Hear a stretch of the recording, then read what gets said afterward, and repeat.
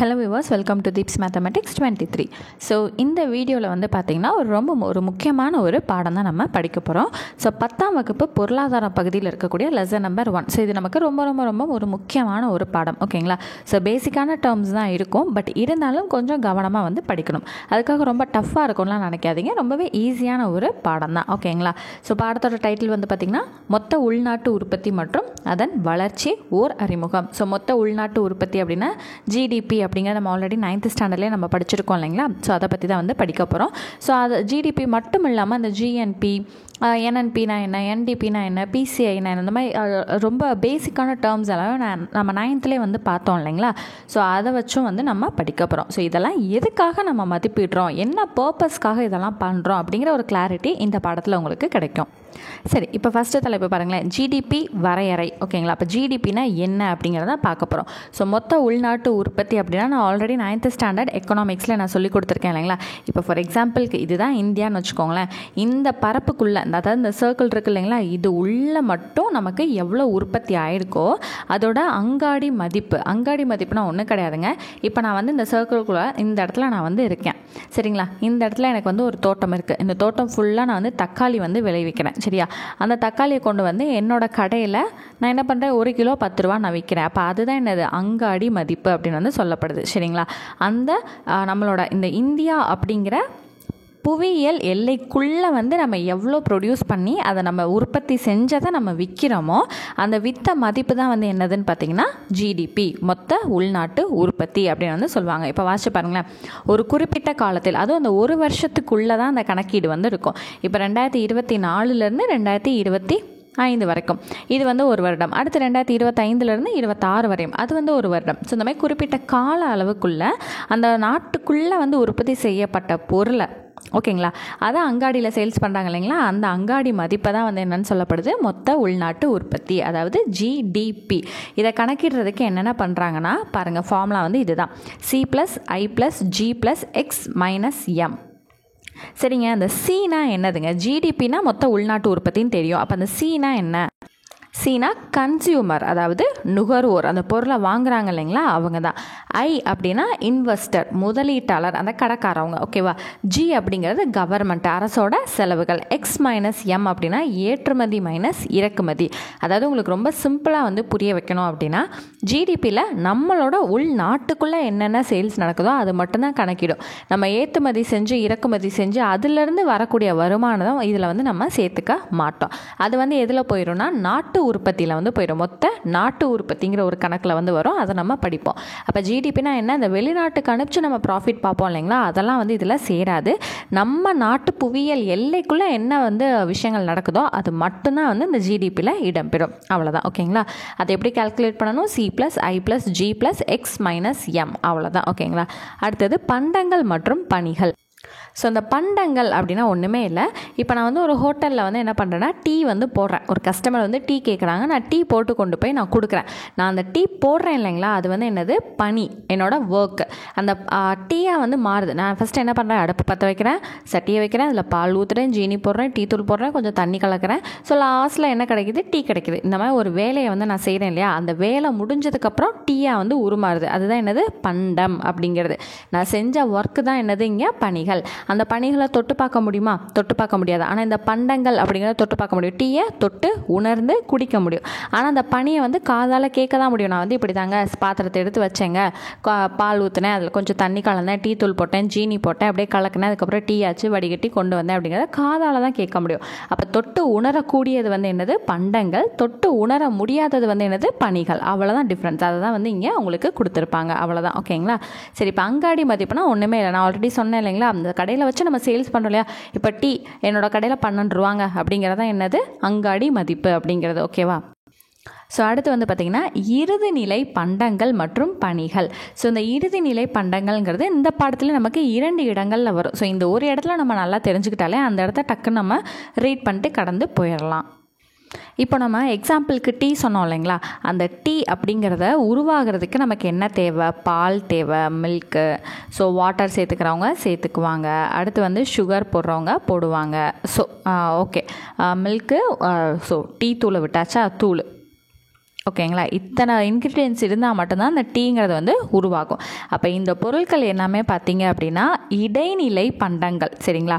இந்த டீ அப்படிங்கிறது தான் இறுதிநிலை பண்டங்கள். சரிங்களா. ஸோ முடிஞ்சிருச்சு, ஒரு வேலை முடிஞ்சிருச்சு, ஃபைனல் இது. அந்த டீயை வேறு ஏதாவது நம்மளால் மாற்ற முடியுமா? முடியாது. இதுதான் ஃபைனல் ஸ்டேஜ். அப்போ இந்த டீங்கிறதா என்னதுங்க? இறுதிநிலை பண்டங்கள் அப்படின்னு வந்து சொல்லப்படுது. ஸோ அதுக்கான பொருள்கள் இருக்குது இல்லைங்களா, இதெல்லாம் நம்ம சேர்க்குறோம் இல்லைங்களா, அதெல்லாம் என்னன்னு சொல்கிறோம்? இடைநிலை பண்டங்கள் அப்படிங்கிறத இந்த மாதிரி டெஃபினேஷன் கொடுத்தவர் யாருன்னா டைலர் கோவன் அப்படிங்கிறவங்களும் அலெக்ஸ் டாபராக் அப்படிங்கிறவங்களும் கொடுத்துருக்காங்க. ஓகேங்களா. சரி, இப்போது இதில் வந்து பார்த்திங்கன்னா இன்னொரு விஷயம் நம்ம படிக்கிற மாதிரி இருக்கும். என்ன அப்படின்னா இருமுறை கணக்கிடுதல் அப்படின்னு வந்து ஒன்று கொடுத்துருக்காங்க பார்த்தீங்களா. இப்போது இந்த டீயோட மதிப்பு நான் என்ன பண்ணுவேன், மொத்தமாக ஒரு 12 ரூபான்னு சொல்லிட்டு நம்ம சேல்ஸ் பண்ணுறோம். அது எப்படிங்க நம்ம இது பண்ணுறோம்?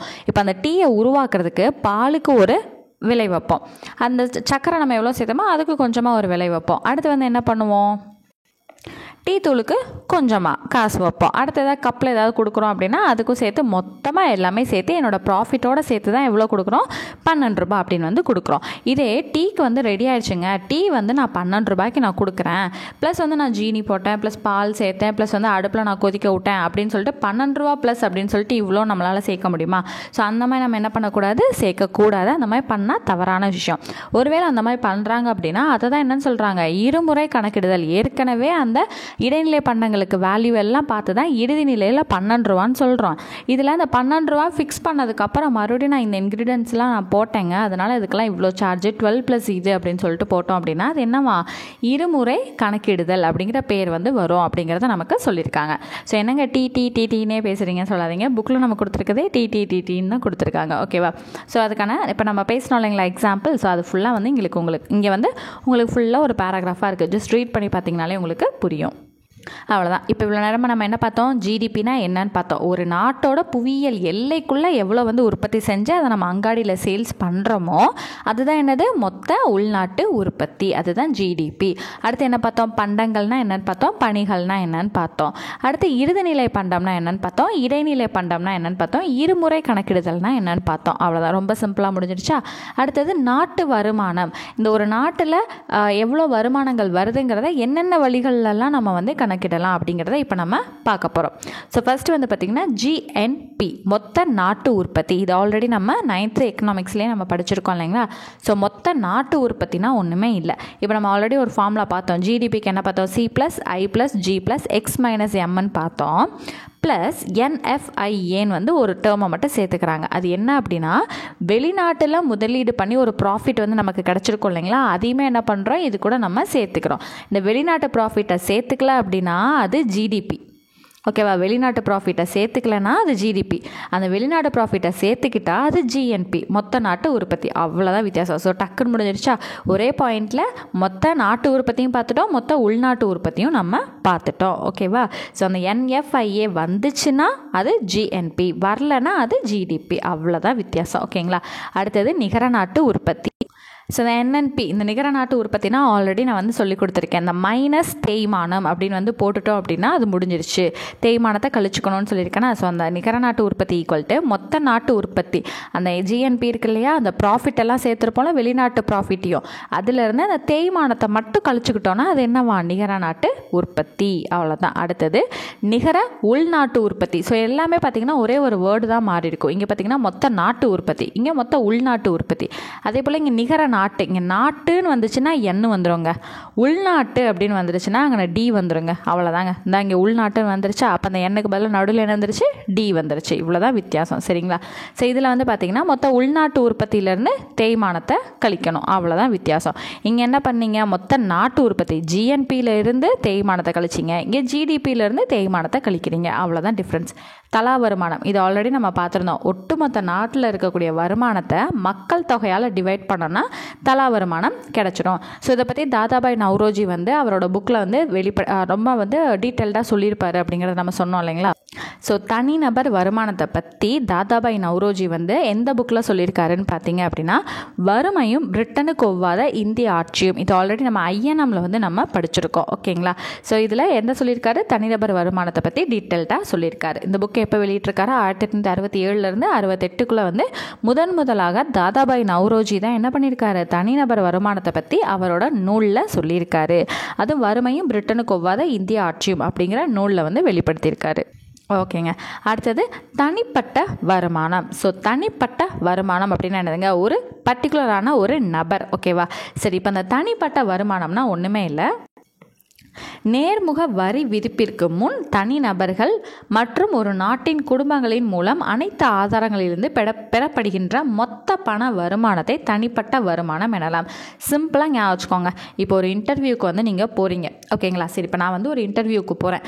உங்களுக்கு பிடித்தம் போக, அதாவது அந்த டேக்ஸ் இந்த டேக்ஸ், அதுக்கப்புறம் வந்து பார்த்திங்கன்னா உங்களுக்கு இந்த பிஎஃப் அது இதுன்னு பிடிச்சது போக உங்கள் கைக்கு ஒரு 20,000 வந்து சம்பளம் வருங்கன்னு சொல்கிறாங்க. ஓகேவா? ஸோ கைக்கு வரப்போகிறதுன்னு சொல்கிறது இந்த செலவிட தகுதியான வருமானம். சரியா? ஆக்சுவலாக என்னோடய சேலரி 25Kங்க, ஆனால் பிடித்தம் போக 20K வந்து கைக்கு வரும். இந்த மாதிரிலாம் கேள்விப்பட்டிருப்போம் இல்லைங்களா? ஆக்சுவலாக சேலரி வந்து இது, ஆனால் பிடிச்சது போக இவ்வளோ வரும்னு சொல்லுவாங்களா? ஆக்சுவல் சேலரின்றது தான் இந்த தனிப்பட்ட வருமானம். நேர்முக வரி விதிப்புக்கு முன்னாடி உங்கள் கை இவ்வளோ வந்து நாங்கள் கொடுப்போம், பிடிச்சது போக உங்களுக்கு இந்த 20K வருங்கிறது இந்த செலவிட தகுதியான வருமானம். அவ்வளோதான் டிஃப்ரென்ஸ். ஓகேவா? ஒரே ஒரு பாயிண்டில் இந்த 2 விஷயத்தையும் நம்ம பார்த்துட்டோம். ஸோ அடுத்து மறுபடியும் எதை பற்றி தான் வருது, இந்த ஜிடிபி பற்றி தான் நம்ம படிக்க போகிறோம். நாட்டில் உற்பத்தி செய்யப்பட்டது. ஸோ சேம் திங் தாங்க. புவியியல் எல்லைக்குள்ளே நம்ம உருவாக்கின அந்த பண்டங்களை அங்காடியில் கொண்டு போய் சேல்ஸ் பண்ணுறப்ப வரும் இல்லைங்களா இன்கம், அதுதான் என்னன்னு சொல்கிறாங்க, மொத்த நாட்டு உற்பத்தியை நம்ம மதிப்பிடுறதுக்கு உபயோகப்படக்கூடியது அப்படிங்கிறத சொல்கிறாங்க. அதுலேயும் என்ன பாயிண்ட் சொல்லியிருந்தாங்க, வெளிநாட்டில் இருந்து நம்ம போய் அங்கேருந்து வரக்கூடிய ப்ராஃபிட்டோ இல்லை வெளிநாட்டு பொருட்களை கொண்டு வந்து நம்ம இங்கே விற்கிறதுனால வரக்கூடிய ப்ராஃபிட்டோ இந்த ஜிடிபியில் அடங்காது அப்படின்னு நம்ம படித்தோம் இல்லைங்களா? ஸோ அதுக்கு ஒரு எக்ஸாம்பிளாக தான் என்ன சொல்லியிருக்காங்கன்னா, காஷ்மீர் அப்படிங்கிறது இந்தியாவில் இருக்குது. அப்போ அந்த காஷ்மீரில் உற்பத்தி செய்யப்பட்ட ஆப்பிளை நம்ம கடையில் கொண்டு போய் சேல்ஸ் பண்ணுறோன்னா அதை ஜிடிபியில் சேர்த்துக்குவாங்க. இதே கலிஃபோர்னியாவிலேருந்து வரக்கூடிய ஆப்பிள்களை நம்ம இங்கே இந்தியாவில் விற்கிறோம் அப்படின்னா அதை வந்து ஜிடிபியில் சேர்த்துக்க மாட்டோம். ஏன்னா அந்த கலிஃபோர்னியா இந்தியா புவியியலுக்குள்ள கிடையாது. ஏன்னா இங்கே உற்பத்தி செய்யப்பட்ட பொருளே அது கிடையாது. அப்போ இந்திய புவியியல் எல்லைக்குள்ளே நம்ம என்னத்தை உற்பத்தி செஞ்சு என்ன சேல்ஸ் பண்ணமோ, இந்திய புவியியல் எல்லைக்குள்ளே உற்பத்தி செஞ்சு இந்த புவியியல் எல்லைக்குள்ளவே சேல்ஸ் பண்ணக்கூடியதான் ஜிடிபி. அவ்வளோதான். ஓகேவா? அவ்வளோதாங்க. அது அந்த ஒரு காலகட்டத்தில் உற்பத்தி செய்யப்பட்டதுன்னா அந்த ஒரு வருஷத்துக்குள்ளே, அவ்வளோதான். ஓகேவா? ஸோ பார்த்தீங்களா, நான் சொன்னேன்ல, அது ரிப்பீட்டடாக வந்ததே தான் நமக்கு வந்துக்கிட்டே இருக்கும். இப்போ இங்கே பாருங்கள், 1934ஆம் ஆண்டில் சைமன் குஸ்னட் என்பவரால் ஜிடிபியின் நவீன கருத்து முதலில் உருவாக்கப்பட்டது. அப்போ ஜிடிபிங்கிற ஒரு டேர்மை காயின் பண்ணவர் யார்? சைமன் குஸ்னட் அப்படிங்கிறவர். அவ்வளோதான். அடுத்து வந்து ஜிடிபி எப்படி கணக்கிடலாங்கிறது கொடுத்துருக்காங்க. ஸோ அஸ் யூஷுவல் நம்ம ஆல்ரெடி பார்த்தா அதே ஃபார்முலா தான். சினா யார்? கன்சியூமர், நுகர்வோர். ஐங்கிறது இன்வெஸ்டர், முதலீட்டாளர். ஜிங்கிறது கவர்மெண்ட்டோட செலவு, அரசோட செலவுகள். எக்ஸ் மைனஸ் எம்ங்கிறது ஏற்றுமதி மைனஸ் இறக்குமதி. அவ்வளோதான். ஓகேங்களா?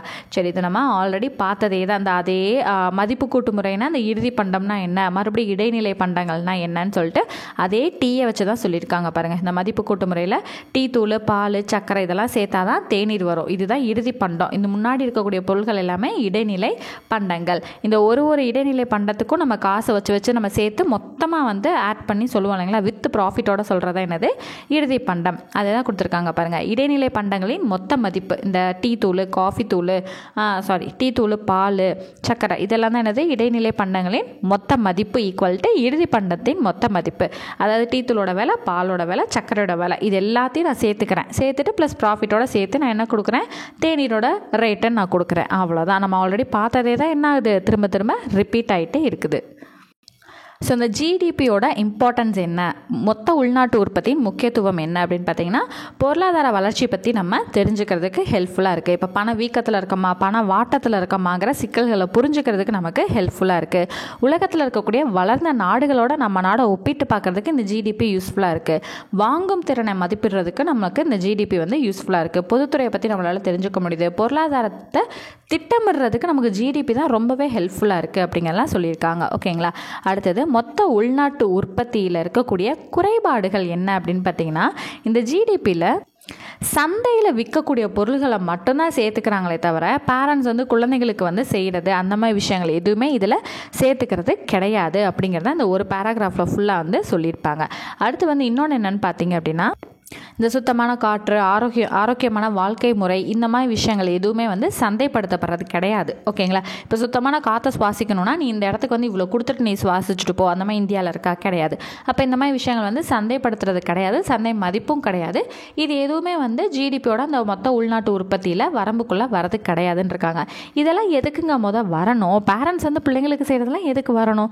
இந்த விஷயம்லாம் எதுக்கு வரணுங்கிற மாதிரி தான் தோணுது இல்லைங்களா? இருந்தாலும் இதவங்க குறைபாடுகள்ன்றதான் நமக்கு தெரியப்படுத்துகிறாங்க. அடுத்த பாயிண்ட் வந்து என்னென்னு பார்த்தீங்கன்னா, ஜிடிபி வந்து அளவை மட்டும் அளவிடுகிறது, ஆனால் அதோட தரத்தை வந்து பார்க்குறது இல்லை அப்படிங்கிறத சொல்கிறாங்க. ஓகேங்களா? இப்போ 10 குவான்டிட்டி சேல்ஸ் பண்ணுறாங்களா, 10 பென் விற்கிறாங்களா, ஓகே, அதை வந்து ஜிடிபியில் சேர்த்துக்கோன்றாங்க.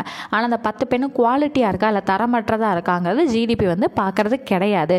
அப்போ தரமானதா தரமற்றதாங்கிறத ஜிடிபி கண்டுக்கிறது இல்லை அப்படிங்கிறத சொல்கிறாங்க. ஃபார் எக்ஸாம்பிளுக்கு 1970 வந்து பார்த்திங்கன்னா பள்ளிகள்லையும் பேங்க்லேயும் வந்து பார்த்திங்கன்னா பந்து முனை பேனாக்கள், அதாவது பால் பாயிண்ட் பெண்ணை வந்து யூஸ் பண்ணக்கூடாது அப்படின்னு தான் சொல்லுவாங்களாம்.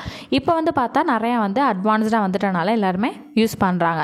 பிகாஸ் வந்து பார்த்திங்கன்னா அப்போது தரமற்ற பொருளாக வந்து இருந்துச்சு அப்படின்றாங்க. ஆனால் ஜிடிபியில் அது எந்த ஒரு பாதிப்பையும் வந்து நமக்கு ஏற்படுத்தலை. ஸோ அதை இங்கே வந்து கொடுத்துருப்பாங்க பாருங்கள். ஆனால் அது மொத்த உள்நாட்டு உற்பத்தியில் பின்பற்றப்படுவது இல்லை அப்படின்னு வந்து சொல்லியிருக்காங்க. அடுத்தது, ஜிடிபியில் நாட்டு வருமான பகிர்ந்தளிப்பு பற்றி கூறவில்லை. இப்போ ஒரு நாட்டில் மொத்த உற்பத்தி வந்து வருது அப்படின்னு வச்சுக்கோங்களேன், அது விரைவாக வந்து வளரலாம் இல்லை குறையலாம். அந்த ஜிடிபிங்கிறது ரைஸ் ஆகலாம் இல்லை டவுன் ஆகலாம். அது வந்து உற்பத்தியை பொறுத்தது தான். ஆனால் இப்போ ரைஸ் ஆகுதுன்னு வச்சுக்கோங்களேன், அது வந்து ஒரு குறிப்பிட்ட கம்யூனிட்டிக்கு மட்டும்தான், குறிப்பிட்ட மக்களுக்கு மட்டும்தான் அது வந்து ப்ராஃபிட்டபுளாக இருக்குது.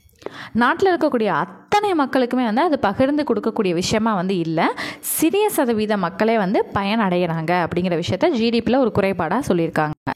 அடுத்தது, ஜிடிபி மக்கள் வாழும் வாழ்க்கை முறையை பற்றி எடுத்து பார்க்குறது கிடையாது. ஸோ வந்து ஓகே, இவ்வளோ உற்பத்தி ஆயிருக்கு, கணக்கிடுங்க, அவ்வளோதான் அப்படிங்கிறத மட்டுமே பார்க்குறாங்களே தவிர மக்கள் வந்து மேலே வந்துக்கிட்டு இருக்காங்களா, உயர்மட்டத்துக்கு வராங்களா இல்லையா, இல்லை உயர்மட்ட மக்களுக்கு மட்டும்தான் இது பயனுள்ளதாக இருக்கா இல்லையா அப்படிங்கிறத எதையுமே பார்க்காம அந்த ஜிடிபி யார் கூட தான் கை கோர்த்துட்டு போகுது அப்படின்னா, உயர்மட்டத்தில் ஆல்ரெடி பணக்காரவங்களாக இருப்பாங்க இல்லைங்களா, அவங்க கூட தான் இது கை கோர்த்துட்டு போகிற மாதிரி இருக்குது அப்படிங்கிறதுல ஒரு குறைபாடாக சொல்கிறாங்க. அவ்வளோதான். ஓகேங்களா? சரி, இப்போ இந்த ஜிடிபின்றமே இதை யார் தாங்க பார்த்துக்கிறாங்க அப்படின்னு கேட்டிங்கன்னா, மத்திய புள்ளியியல் துறை அப்படின்னு ஒரு துறை இருக்கு இல்லைங்களா, அவங்களுக்கு கீழே இருக்கக்கூடிய மத்திய புள்ளியியல் நிறுவனம் CSO அப்படிங்கிறவங்க தான் இந்த ஜிடிபி சம்மந்தப்பட்ட எல்லா ஆவணங்களையும் வந்து பாதுகாத்துக்கிட்டு இருக்காங்க. அடுத்து, தொழில்துறையின் உற்பத்தியை வருடாந்திர கணக்கெடுப்பு நடத்தி தொழில்துறை உற்பத்தி குறியீடு IIP, நுகர்வோர் விலை குறியீடு CPI அப்படிங்கிற குறியீடுகள் எல்லாத்தையுமே வெளியிட்டுருக்காங்க. யார்? இந்த CSO அப்படிங்கிறவங்க. அடுத்து, இது நம்ம சின்ன கிளாஸ்லேருந்து படிச்சுக்கிட்டே இருக்கக்கூடிய ஒரு பாயிண்ட் தான். மொத்தமாக இந்த பொருளாதாரத்தில் இருக்கக்கூடிய துறைகள் 3 வகையாக பகுப்படுத்தப்படுது. ஒன்று முதன்மை துறை அல்லது வேளாண் துறைன்னு சொல்லலாம். இன்னொன்று இரண்டாம் துறை தொழில்துறைன்னு சொல்லலாம். மூன்றாம் துறை என்ன சொல்லலாம்? சேவைத்துறை அல்லது பணிகள் துறைன்னு சொல்லலாம். இதை பற்றி ஆல்ரெடி நமக்கு தெளிவாக தெரியும். வேளாண் துறைனா என்னதுங்க? மூலப்பொருட்களை ஏற்படுத்தி கொடுக்கக்கூடியது. இப்போ இந்த காடுகளில் இருந்து மரங்கள் வந்து எடுத்திருக்காங்க இல்லைங்களா, இது என்னது? மூலப்பொருள். இந்த மரங்களை எடுத்துகிட்டு போய் ஃபேக்ட்ரியில் வச்சு தான் என்ன பண்ணுவாங்க? ஒரு வேட்ரோபோ இல்லை ஏதோ ஒரு ட்ரெஸ்ஸிங் டேபிளோ இல்லை வந்து மரக்கதவோ ஏதோ ஒன்று செய்வாங்க எங்கள் தொழிற்சாலையில். அதுதான் என்னாவது? இரண்டாம் துறை. அப்போ அந்த மூலப்பொருள் இருந்தால் தான், அந்த முதன்மை துறை இருந்தால் தான் இந்த தொழில்துறை வந்து செயல்பட முடியும். மூன்றாம் துறை என்னது? சேவைத்துறை. மக்களுக்கு வந்து இந்த டெலிஃபோன் எக்ஸ்சேஞ்சு, போக்குவரத்து, இந்த மாதிரி விஷயங்கள் எல்லாமே பார்த்துக்கிறது என்னது? இந்த மூன்றாம் துறை. அவ்வளோதான். ஓகேங்களா? ஸோ அடுத்து இந்த பக்கம் பாருங்கள். வேளாண் பொருட்கள் உற்பத்தியில் இந்தியா வந்து எத்தனாவது பெரிய நாடாக இருக்குது? 2வது பெரிய நாடாக இருக்குது. மொத்தமாக உலகத்தில் வந்து பார்த்தோம் அப்படின்னா 7.39% இந்தியா வந்து கான்ட்ரிபியூட் பண்ணிகிட்ருக்கு வேளாணில். அடுத்து, உலகில் இந்தியா தொழில்துறையில் வந்து 6வது இடத்துலையும், பணிகள் துறையில், அதாவது இது வந்து பார்த்திங்கன்னா முதன்மை துறையில் 2வது இடமா இருக்குது இந்தியா. ஓகேங்களா? அடுத்து, 2ஆம் துறையில் 6வது இடமா இருக்குது. 3ஆம் துறையில் எத்தனாவது இடம்? 8வது இடத்துல இருக்குது. ஓகேங்களா? ஸோ இது எல்லாமே தெரிஞ்சு வச்சுக்கோங்க. அடுத்து வந்தோம் அப்படின்னா இந்த சார்ட்லாம் நமக்கு தேவையில்லை. இங்கே மொத்த மதிப்பு கூடுதல்னு கொடுத்துருப்பாங்க. மொத்த மதிப்பு கூடுதல் அல்லது கூட்டல் அப்படின்னா GVA அப்படின்னு வந்து சொல்லுவோம். ஸோ இந்த ஃபார்முலா மட்டும் தெரிஞ்சுக்கோங்க. ஸோ ஜிடிபி கூட மானியத்தை ஆட் பண்ணணும். இந்த விவசாயிகளுக்கெல்லாம் தராங்க இல்லைங்களா, அந்த மானியத்தை ஆட் பண்ணிட்டு அது கூட வரிகளை மட்டும் சப்ராக்ட் பண்ணோம் அப்படின்னா அதுதான் மொத்த மதிப்பு கூட்டல். அவ்வளோதான். ஓகேவா? சரி, அடுத்து வந்து பார்த்திங்கன்னா அமர்த்தியா சென். இவரை பற்றி நம்ம ஆல்ரெடி வந்து எங்கே பார்த்தோம்? 9th புக்லேயே பார்த்தோமா. இவர் வந்து ஒரு நோபல் பரிசு வாங்கியிருக்கார் ஒரு புக்குக்காக. அந்த புக்கு பேர் என்னன்றது ஞாபகம் இருந்துச்சு அப்படின்னா கண்டிப்பாக கமெண்ட் செக்ஷனில் கமெண்ட் பண்ணணும். சரியா? சரி, இவர் யார்? பொருளியல் அறிஞர். அமர்த்தியா சென் வந்து என்ன சொல்லியிருக்காருன்னு பார்த்தீங்கன்னா, ஐநானா என்னதுங்க, ஐக்கிய நாடுகளின் பார்வையில் பொருளாதார வளர்ச்சி என்பது மனிதனின் பொருள்சார் தேவைக்கு மட்டும் கவனம் செலுத்துவது மட்டுமல்லாமல் மக்களின் வாழ்க்கை தரத்தை உயர்த்துதல் அல்லது ஒட்டுமொத்த வளர்ச்சியில் கவனம் செலுத்துதல். இப்போ மக்களுக்கு இப்போ வந்து இந்த பொருள் தாங்க அதிகமாக தேவைப்படுதுன்னு சொல்லிட்டு அந்த பொருளை மட்டுமே கான்சன்ட்ரேஷன் பண்ணாமல் அவங்களோட வாழ்க்கை தரத்தை அடுத்தடுத்துன்னு சொல்லிட்டு உயர்த்துறதாகவும் அந்த கவனம் வந்து இருக்கணும் அப்படிங்கிறதா பொருளாதார வளர்ச்சி முன்னேற்றத்துக்கு வந்து இவர் ஒரு விஷயமா சொல்கிறாரு. ஓகேங்களா. இப்போ பொருளாதார வளர்ச்சி அப்படிங்கிறதுக்கும் பொருளாதார முன்னேற்றத்துக்கும் ஒரு சின்ன டிஃப்ரென்ஸ் மட்டும் நான் உங்களுக்கு சொல்கிறேன். ஒரு நாட்டின் பொருளாதார வளர்ச்சியை கணக்கிட மொத்த உள்நாட்டு உற்பத்தி, அதாவது ஜிடிபி இருக்கு இல்லைங்களா, இதுவும் இந்த ஜிஎன்பியும் தான் வந்து ஒரு முக்கியமான அளவுகோலாக இருக்குது. எதுக்கு? பொருளாதார வளர்ச்சிக்கு, க்ரோத்துக்கு. ஓகேங்களா. சரி, இப்போது அதே வந்து பார்த்திங்கன்னா அதோட உண்மையான மதிப்பீட்டை கணக்கிட உதவுறது எதுன்றதான் நமக்கு சொல்லியிருக்காங்க, ஜிடிபியும் ஜிஎன்பியும். சரி, இதே பொருளாதார மேம்பாடுக்கு வந்து எதுங்க, அதாவது முன்னேற்றத்துக்கு வந்து என்னதுங்க அப்படின்னு பார்த்தீங்கன்னா HDI மனிதவள மேம்பாட்டு குறியீடு தான் வந்து நமக்கு உபயோகமாக இருக்குதுன்னு சொல்லியிருக்காங்க. அப்போ ரொம்ப சிம்பிளானது. பொருளாதார வளர்ச்சி அப்படின்னா என்ன வரணும், ஜிடிபியும் ஜிஎன்பியும் கணக்கிடணும். இதே பொருளாதார முன்னேற்றம் அப்படின்னா HDI. ஓகேங்களா. மனிதவள மேம்பாடு குறியீடு, இதை மட்டும் நீங்கள் கால்குலேட் பண்ணால் போதுமானது அப்படிங்கிறத சொல்கிறாங்க. வளர்ச்சினா ஜிடிபி ஜிஎன்பி, இதே பொருளாதார முன்னேற்றம் அப்படின்னா HDI, அவ்வளோதான். ஓகேங்களா. சரி, அடுத்து வந்து பார்த்திங்கன்னா இங்கே கீழே வந்தீங்கன்னா இந்திய முன்னேற்றத்தை ஆதரிக்கும் காரணிகள். இப்போது இந்தியா வந்து நல்ல இந்த டைமில் வந்து டெவலப் ஆகிறதுக்கான கரெக்டான பர்ஃபெக்டான டைம் அப்படிங்கிறது எதனால் சொல்கிறாங்க? ஏன்னா இப்போ இளைஞர்களோட குரூப் தான் வந்து அதிகமாக இருக்குது. இளைஞர்களோட ஏஜ் குரூப் தான் வந்து அதிகமாக இருக்குது. ஓகேங்களா. குழந்தைகளாக இருக்கட்டும் இல்லை முதியவர்களாக இருக்கட்டும் அந்த கம்யூனிட்டி வந்து கம்மியாக தான் இருக்குது. அப்போ இளைஞர்கள் வந்து எந்த நாட்டில் அதிகமாக இருக்காங்களோ அந்த நாட்டோட வளர்ச்சியை டக்குன்னு வந்து கொண்டு போக முடியுங்கிறதான் எல்லா வல்லுநர்களும் சொல்கிறாங்க. ஓகேங்களா. அப்போது இப்போ இருக்கக்கூடிய இந்த 20 வருஷ காலகட்டத்துக்குள்ளே இந்த 35 வயதிற்கு உட்பட்ட உழைக்கும் வயதில் வேகமாக வளரும் மக்கள் தொகையில் 700 மில்லியன் பேர் வந்து நம்ம இந்தியாவில் வந்து இருக்காங்களா. ஓகேங்களா. ஒரு 35 வயதுக்கு உட்பட்டவர்கள் வந்து எவ்வளோ பேர் 700 மில்லியன் பேர் வந்து இருக்காங்களா. இதே அடுத்த 20 வருஷத்தில் நம்ம பார்க்குறோம் அப்படின்னா அப்படி என்ன ஆயிரும், அந்த 35 வயசு வரைக்கும் இருக்கக்கூடிய கேட்டகரியில் இருக்கவங்க +20 போட்டால் 55 வந்துடும். அப்போ இளைஞர்கள் அப்படிங்கிற கேட்டகரியோட இது என்ன ஆயிரும், ரொம்ப கம்மியாயிரும். இப்போ சைனாவில் என்ன ஆகிட்டு இருக்கு, முன்னாடி நல்லா வந்து யங்ஸ்டர்ஸாக இருந்தாங்க. இப்போ ஃபுல்லாக சைனாவில் டெத் ரேட் வந்து அதிகமாகிட்டே போயிட்டு இருக்கிறதுக்கு காரணம் என்ன, அந்த யங்ஸ்டர்ஸ் எல்லாமே வயசாகி எல்லாருமே டெத்தை நோக்கி போய்கிட்டு இருக்காங்க. ஸோ இப்போ எக்ஸாம்பிளாக இப்போ அதை தான் நம்ம எடுத்துக்க முடியும். இப்போ நமக்கு எல்லாருமே யங்ஸ்டர்ஸாக இருக்காங்கங்கிற பட்சத்தில் அடுத்த ஒரு 20 வருஷம் 25 வருஷத்தில் என்ன ஆயிரும், எல்லாருமே வந்து முதிர்வு அடைஞ்சிருவாங்க. ஓகேங்களா. ஸோ அதை தான் வந்து இந்த இடத்துல நமக்கு குறிப்பிட்டிருக்காங்க. ஸோ அடுத்து வந்து பார்த்தீங்க அப்படின்னா இப்போ இந்த காலகட்டத்தில் நமக்கு அந்த உழைக்கக்கூடிய மக்களோட பங்கோட சதவீதம் 58%லேருந்து 64% இப்போது அட் ப்ரெசென்ட்டில் நமக்கு வந்து ரைஸ் ஆயிருக்கு அப்படிங்கிறத சொல்லியிருக்காங்க. ஓகே, முன்னாடி வந்து பார்த்தோம் இல்லைங்களா மனிதவள மேம்பாட்டு குறியீடு HDI அப்படிங்கிறத பார்த்தோம் இல்லைங்களா. இதை காயின் பண்ணவர் யார், ஃபர்ஸ்ட் டைம் வந்து எடுத்து சொன்னவர் யார் அப்படின்னு வந்து பார்த்தீங்கன்னா 1990ஆம் ஆண்டு பாகிஸ்தானில் இருக்கிற முஹப் உல் ஹக் அப்படிங்கிறவர் தான் வந்து என்ன பண்ணியிருக்காரு, HDI அப்படிங்கிற ஒரு விஷயத்தை காயின் பண்ணியிருக்காரு. சரி, இப்போ அந்த மனிதவள மேம்பாடு குறியீடில் நம்ம இந்தியா எத்தனாவது இடத்துல வந்து இருக்குது அப்படின்னு பார்த்தீங்கன்னா UNDP அப்படிங்கிறவங்க வெளியிட்ட அறிக்கையின்படி மனித வளர்ச்சி மதிப்பீடில் இந்தியா 189 மொத்த நாடுகளில் 130th இடத்துல, அதாவது 130வது இடத்துல இப்போ நம்ம இருக்கோம் அந்த HDI அப்படிங்கிற பிரிவில். ஓகேங்களா. சரி, அடுத்து வந்தீங்க அப்படின்னா மொத்த தேசிய மகிழ்ச்சி இந்த GNH அப்படிங்கிற ஒரு விஷயத்தை வந்து முதலாக எடுத்து வச்சவர் வந்து யார் அப்படின்னா ஒரு பூட்டான் அரசர். 1972 ஜிம்கே சிங்கியே அப்படிங்கிறவர் வந்து என்ன பண்ணியிருக்காரு, பூட்டான் அரசராக இருந்திருக்காரு. அவர் தான் இந்த GNH அதாவது மொத்த தேசிய மகிழ்ச்சி அப்படிங்கிற ஒரு கருத்தை வந்து வெளிப்படுத்தியிருக்காரு. ஸோ இந்த GNHக்கு ஒரு 4 தூண்கள் வந்து இருக்குன்னு சொல்லியிருக்காங்க. நிலையான மற்றும் சமமான சமூக பொருளாதார வளர்ச்சி, சுற்றுச்சூழல் பாதுகாப்பு, கலாச்சாரத்தை பாதுகாப்பதும் மேம்படுத்துவதும், நல்ல ஆட்சித்திறன். இது எல்லாமே வந்து எதோட அடிப்படையில் இருக்கணும், அந்த GNHல இருந்துச்சு அப்படின்னா அது அந்த நாடு வந்து மகிழ்ச்சியாக இருக்கும் அப்படிங்கிறத சொல்கிறாங்க. ஓகேங்களா. ஓகே, இன்னும் 2 பாயிண்ட் பார்த்தோன்னா அவ்வளோதான், இந்த லெசன் வந்து நமக்கு கம்ப்ளீட் ஆகிடும். 1948 தொழில்துறை கொள்கைகள் வந்து நிறைய வந்து நமக்கு நடந்துக்கிட்டே தான் இருக்குது. ஸோ இதை நம்ம நம்மளே பார்த்தோம் இல்லைங்களா, 8th ஸ்டாண்டர்ட் லெசன் 5ன்னு நினைக்கிறேன், அதில் நம்ம பார்த்தோம் இல்லைங்களா. 1948 நமக்கு என்ன கிடச்சிட்ருக்கு, தொழில்துறை கொள்கைகள் வந்து கிடச்சிட்ருக்கு. சரி, அடுத்து இன்னும் ஒரே ஒரு பாயிண்ட் என்னன்னு பார்த்தீங்கன்னா, இப்போ நம்ம அந்த தாராளமயமாக்குதல், தனியார் மயமாக்குதல் நம்ம விஷயங்கள்லாம் படிச்சிருப்போம், கேள்விப்பட்டிருப்போம் இல்லைங்களா. 1990 இந்தியாவோட பொருளாதாரத்தை நிறைய சீர்திருத்திட்டே இருக்காங்க. ஸோ அதில் வந்து என்னென்னா எல்பிஜி, தாராளமயமாக்குதல், தனியார் மயமாக்குதல், உலகமயமாக்குதல்னா அதை வந்து என்ன பண்ணுறாங்க, அழைக்கிறாங்க. அவ்வளோதான். ஓகேங்களா. ஸோ 10ஆம் வகுப்பு எக்கனாமிக்ஸில் இருந்த லெசன் 1 வந்து கம்ப்ளீட்டாக நம்ம கவர் பண்ணிட்டோம். ஸோ உங்களுக்கும் நம்ம சேனலில் இருக்கக்கூடிய டெஸ்ட் பேச்சஸில் ஜாயின் பண்ணணும், ரெகுலராக வந்து ஒன்லைனர் ஸ்டடி மெட்டீரியல் வேணும், ஈஸியாக வந்து சிம்பிளாக படித்து முடிக்கணும் அப்படின்னு நினச்சிங்க அப்படின்னா டிஸ்கிரிப்ஷனில் இருக்கக்கூடிய வாட்ஸ்அப் நம்பர் எடுத்துக்கோங்க. இப்போ நம்மக்கிட்ட கரண்ட்டாக என்ன பேட்ச் இருக்குங்கிறத கேட்டு டீட்டெயில்ஸ் கேட்டு விசாரிச்சுட்டு நீங்களும் ஜாயின் பண்ணிக்கலாம். ஓகேவா. ஸோ நெக்ஸ்ட் கிளாஸில் மீட் பண்ணுறேன். தேங்க்யூ.